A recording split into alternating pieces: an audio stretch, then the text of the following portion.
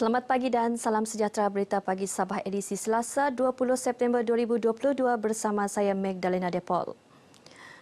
Kerajaan negeri sentiasa prihatin terhadap pandangan dan permasalahan yang dihadapi para pekebun kecil di negeri ini. Timbalan Ketua Menteri yang juga Menteri Pertanian dan Perikanan Sabah, Datuk Seri Panglima Dr. Jeffrey Kitingan berkata, ia termasuk harga getah yang rendah ketika ini bergantung kepada faktor permintaan dan penawaran. Harga getah ini bukan ditentukan oleh menteri, bukan ditentukan oleh LIGS, tetapi ditentukan oleh pasaran di antara pembeli dan pembekal. Dia diakibatkan dengan keadaan ekonomi dunia dan juga faktor pengeluaran, faktor input dan juga permintaan, supply and demand. Beliau ditemui media selepas majlis dialog bersama pekebun kecil Sabah di Dewan Masyarakat Keningau di Keningau. Sementara itu, para peserta berharap program ini diperluaskan dan setiap permasalahan berkaitan pekebun kecil ditangani demi kebajikan mereka. Dengan dengar sebelah pihak saja, sekarang pekebun-pekebun kecil terlibat supaya menyelesaikan masalah ini. Kami mengharapkan agar program-program seperti ini dilanjutkan ke daerah kita, sebab di sana pun pejabat LIGS ada. Memang ada dibuat dialog-dialog, tetapi setakat itu saja. Tidak ada penjelasan seperti yang kami dapat daripada pihak kepimpinan pusat. Terdahulu, Lembaga Industri Getah Sabah memaklumkan kejatuhan harga getah disebabkan penurunan permintaan daripada negara China, pembeli terbesar getah berikutan pandemik COVID-19 dan konflik antara Ukraine dan Rusia. Perkembangan semasa COVID-19, angka jangkitan baru tidak banyak berubah dengan 144 kes semalam berbanding 137 kes Ahad lalu. Sebanyak 1 kematian dicatatkan di Kota Kinabalu. Menurut kenyataan Menteri Kerajaan Tempatan dan Perumahan Datuk Seri Panglima Masri Manjun, penurunan ini sejajar dengan jumlah sampel ujian iaitu 1,337 dengan kadar positiviti 10.85% semalam berbanding 1,375 sebelum ini. 20 daerah mencatatkan sekurang-kurangnya 1 kes baharu berbanding hanya 15 daerah sebelum ini. 5 daerah merekodkan kes 2 angka, manakala 7 daerah lain tidak merekodkan sebarang kes jangkitan baharu. Sejumlah 140 kes dalam kategori 1 dan 2, 1 kes dalam kategori 3 dan 3 kes dalam kategori 4. Pertubuhan Muafakat Titipan Amal Isteri Wakil Rakyat Gabungan Rakyat Sabah Mutiara GRS akan mempergiatkan lagi program kebajikan secara terus ke lapangan, berjumpa dan bersemuka sendiri dengan masyarakat setempat. Usaha itu bagi mencapai misi persatuan, membantu golongan memerlukan di seluruh negeri. Kalau ada kelapangan kami, ada masa tertentu, kami akan perbanyakkanlah aktiviti kebajikan sebab ini adalah kami punya misi utama sebab persatuan kami mengutamakan kebajikan.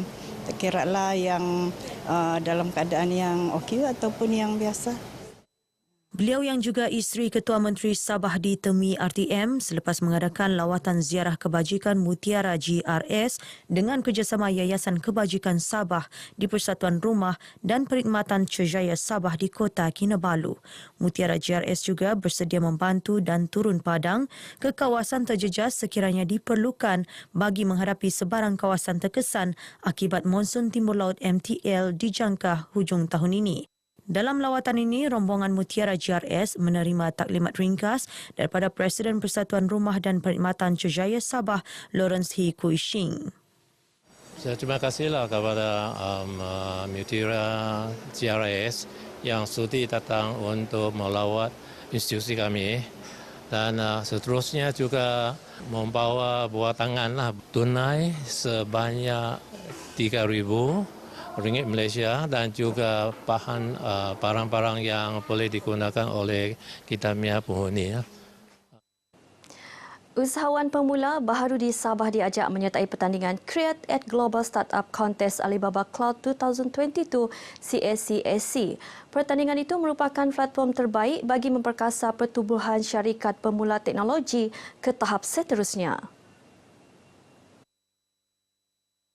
Pengerusi penganjur pertandingan CACSC peringkat Sabah yang juga Pertubuhan Pembangunan Ekonomi dan Kepimpinan Sabah DILS, Elvis Law optimis ramai usahawan tempatan yang berbakat dan berkaliber boleh diketengahkan di peringkat lebih tinggi. Ia sekaligus wadah untuk memacu transformasi digital dan inovasi teknologi serta membolehkan syarikat pemula mengetengahkan potensi masing-masing menerusi satu rangkaian ekosistem pelabur. Elvis berkata demikian dalam sidang media di Kota Kinabalu.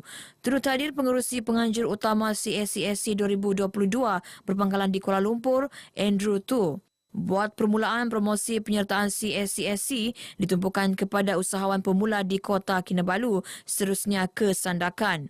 Andrew berharap lebih ramai peserta Sabah akan menyertai pertandingan tersebut kerana penguasaan kemahiran teknologi boleh merubah masa depan usahawan dan syarikat pemula. Sabah tunduk di laman sendiri apabila tumpas 0-5 dengan pasukan Indonesia dalam perlawanan akhir kejohanan Pesta Bola Merdeka Sabah Piala SMJ 2022 yang berlangsung di Stadium Likas Kota Kinabalu Ahad lalu. Kejohanan melibatkan 8 pasukan di barisi pemain senior itu turut disertai Sabah SMJ, Sarawak, Johor, Selangor, Singapura dan Brunei Darussalam.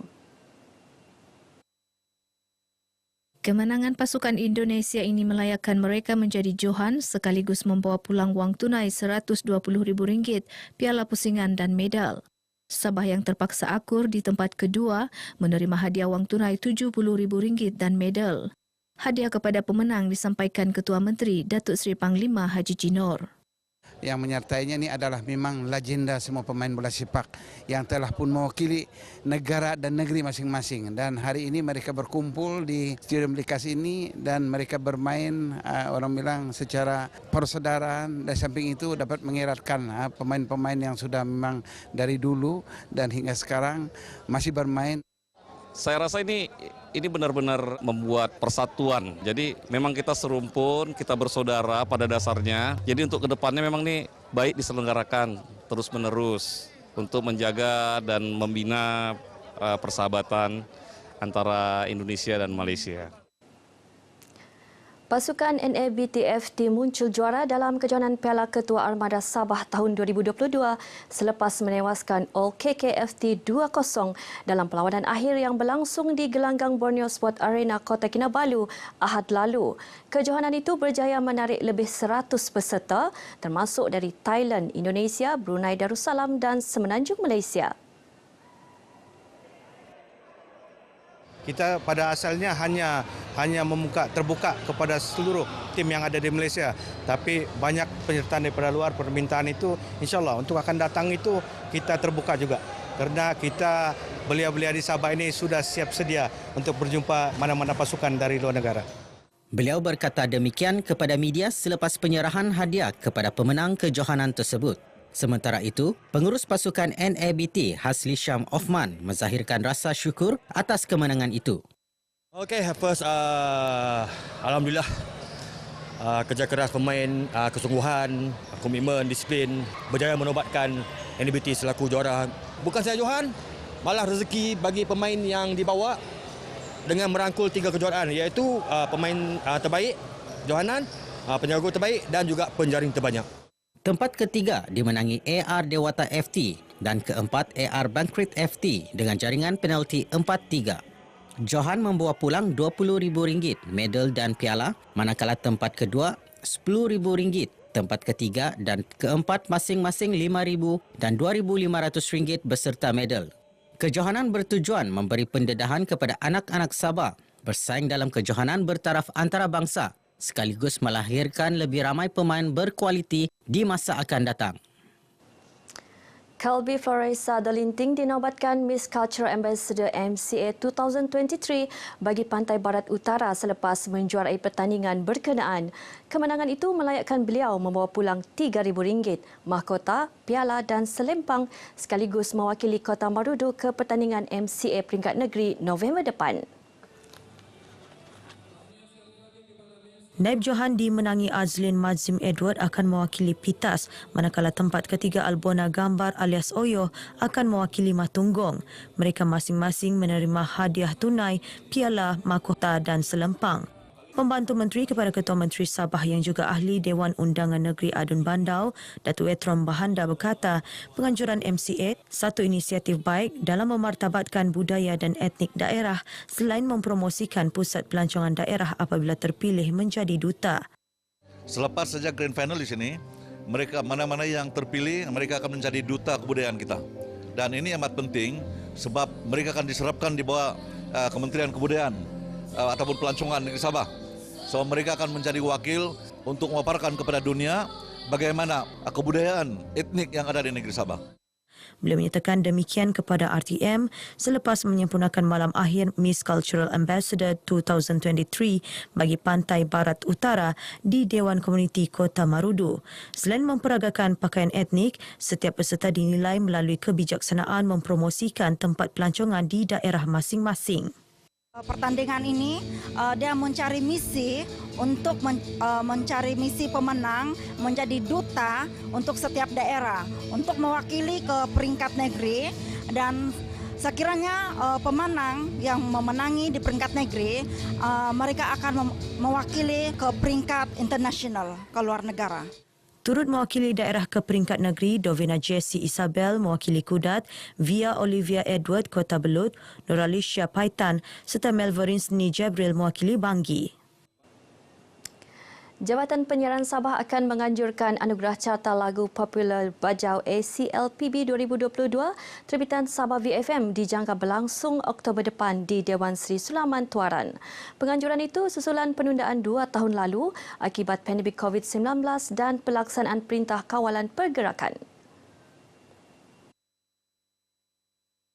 Program ini antaranya bagi memperkukuh kerjasama strategik antara jabatan serta agensi kerajaan persekutuan dan negeri sekaligus membantu usaha memartabatkan etnik tempatan Sabah.